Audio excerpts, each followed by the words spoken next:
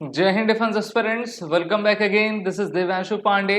Shanghai cooperation organisation SCO summit 2024 में भारत और चीन के बीच में बायलैटरल टॉक्स को कंडक्ट किया गया, जहां पर भारत ने लाइन ऑफ एक्चुअल कंट्रोल में सिचुएशन को नॉर्मलाइज करना, साथ ही साथ बॉर्डर डिमार्केशन की इशू को चाइना के सामने उठाया और बहुत सारी बातें एससीओ मीटिंग में साथ ही साथ हमारे एस जयशंकर के द्वारा अलग अलग लीडर से कही गई हैं, जिसको हम आज के सेशन में कवर करने जा रहे हैं। तो चलिए शुरुआत करते हैं आज के इस क्लास की। एससीओ समिट 2024 अभी कंडक्ट हुई है कजाकिस्तान अस्ताना में, और इस मीटिंग में बहुत सारे अहम मुद्दे भारत के द्वारा उठाए गए। इस मीटिंग के बीच में ही हमारे external affairs minister doctor Subrahmanyam Jaishankar ने अपने चाइनीज काउंटर पार्ट वांग यी के साथ एससीओ की साइडलाइन में मुलाकात की, जहां पर दोनों देशों का मुख्य उद्देश्य ये रहा कि जितने भी इश्यूज इन दोनों देशों के बीच में पेंडिंग है उनको इंटेंसिफाई तरीके से डिप्लोमेटिक वे में जो है हम गोल की तरफ ले जा पाएं, जिससे कि दोनों ही देश अपने ऑब्जेक्टिव्स को अचीव कर सकें। यहाँ पर आप पिक्चर्स में भी देख सकते हो, एक्सटर्नल अफेयर्स मिनिस्टर के द्वारा कहा गया कि respecting the line of actual control and ensuring peace and tranquility in the border areas is essential. The three mutual respect, mutual sensitivity and the mutual interest will guide our bilateral ties.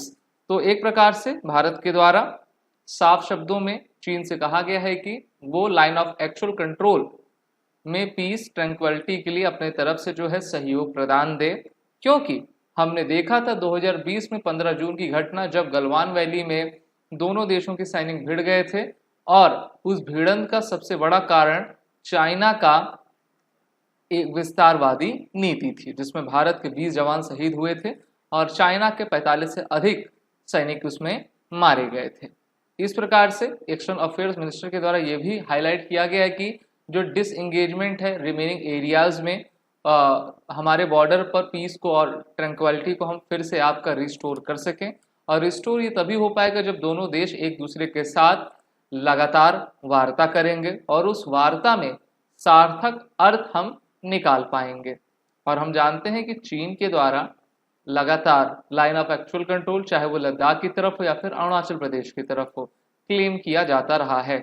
वहीं पर भारत का इलाका Aksai चीन के अभी भी control में है, जिसको पाकिस्तान ने 1963 में चीन को दे दिया था। तो इस प्रकार से भारत चाहता है कि बॉर्डर डिस्प्यूट को जल्द से जल्द आपका किया जाए, और इसमें सबसे नुकसान किसको होगा? चीन को होगा, क्योंकि चीन तो पाकिस्तान ऑक्युपाइड कश्मीर से चाइना पाकिस्तान इकोनॉमिक कॉरिडोर उन्होंने गुजारा हुआ है, वो अरुणाचल प्रदेश को अपना बताते हैं।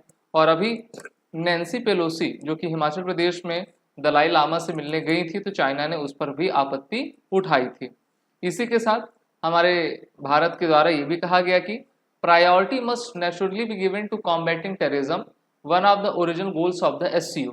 Many of us have had our experiences often originating and beyond our borders. Let us be clear that if left unchecked, it can become a major threat to regional and global peace. तो एक बार फिर से भारत ने terrorism का मुद्दा global forum पे race किया और कहा कि ऐसे देश जो कि टेररिज्म को फंड करते हैं ये सही नहीं है, और अगर किसी देश के द्वारा डबल स्टैंडर्ड अपनाया जा रहा है तो वो पीस और सिक्योरिटी के लिए खतरा बनता दिखाई देगा।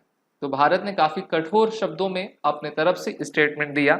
इससे पहले नरेंद्र मोदी जी के द्वारा, वैसे तो सभी लीडर उसमें गए थे, लेकिन मोदी जी की जगह भारत के तरफ से हमारे विदेश मंत्री गए और उन्होंने, प्रधानमंत्री नरेंद्र मोदी ने अपने तरफ से सिक्योर एससीओ की एक विजन प्रस्तुत किया। सिक्योर का मतलब होता है S for security, E for economic cooperation, C for connectivity, U for unity, R for respect for sovereignty and territorial integrity, और ये मेनली किसके लिए है?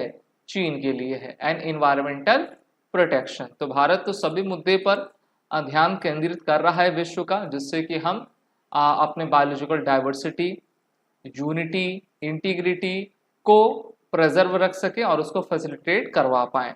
भारत ने इसी के साथ रशिया के विदेश मंत्री के साथ भी मुलाकात की, जिनका नाम लारोव है, सर्जरी लारोव।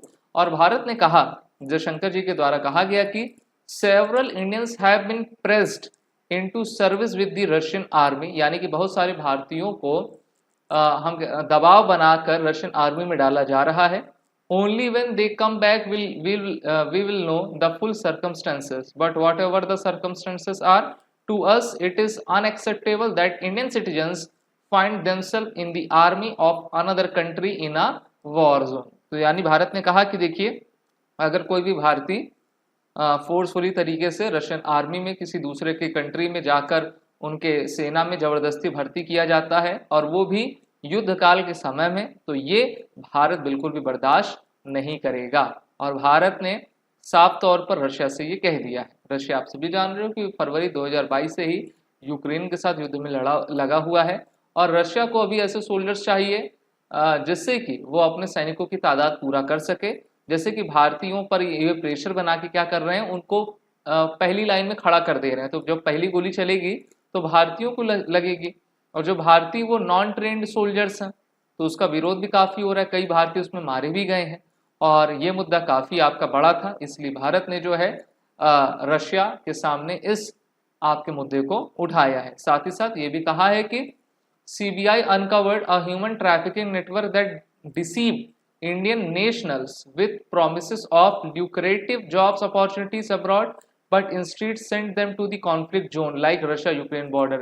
तो CBI ने खुलासा किया है कि बहुत सारे ऐसे फर्म्स हैं, कंपनीज हैं, ऐसे लोग हैं जिनके द्वारा भारतीयों को कहा जा रहा है कि अरे आप आइए रशिया में, आपको बहुत ही अच्छी सैलरी मिलेगी, रहना खाना सब अच्छा रहेगा। जब वो चले जाते हैं तो उनको रशियन आर्मी में डाल दिया जा रहा है। तो ये बिल्कुल भी भारत इसको जो है बर्दाश्त नहीं करेगा। इंडिया ने ये भी कहा है कि इंटरनेशनल कम्युनिटी से कि हमको आइसोलेट और एक्सपोज करना है उन कंट्रीज को जो कि टेररिज्म को हार्बर करती हैं। तो भारत का सीधा सीधा कहना किसको था, चीन को, पाकिस्तान को, क्योंकि पाकिस्तान को मदद चीन करता है। जो भी भारत में आतंकवादी आते हैं तो उनके पास चाइनीज हथियार सबसे अधिक पाए जाते हैं, तो भारत ने इन दोनों देशों को वहां पर लपेट दिया है। साथ ही साथ हम जानते हैं कि जो मेजर थ्रेट है टेररिज्म, वो विश्व के लिए एक सरदर्द आपका बना हुआ है। बात करते हैं SCO की, तो देखिए SCO 1996 में इनको सबसे पहले शंघाई कोऑपरेशन ऑर्गेनाइजेशन के नाम से जाना जाता था। 2001 में इनका नाम शंघाई कोऑपरेशन ऑर्गेनाइजेशन रखा गया। 1996 में शंघाई 5 के नाम से जाना जाता था। 2001 में इनका नाम SCO रखा गया। भारत इसमें पहले ऑब्जर्वर कंट्री था। भारत और पाकिस्तान वर्ष 2017 में इसमें परमानेंट नेशंस आपके बने। Currently there are total 9 permanent members in the SCO। अब वो कौन कौन से देश हैं, चीन, Russia, Kazakhstan, Kyrgyzstan, Tajikistan, Uzbekistan, Bharat, Pakistan, Iran.